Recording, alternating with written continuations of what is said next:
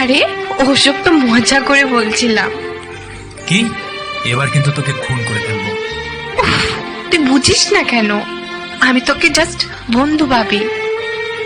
কিন্তু আমি তো তোকে বউ ভাবি। তুই যা খুশি ভাব গাজা, আমি তোকে বিয়ে করতে পারবো না।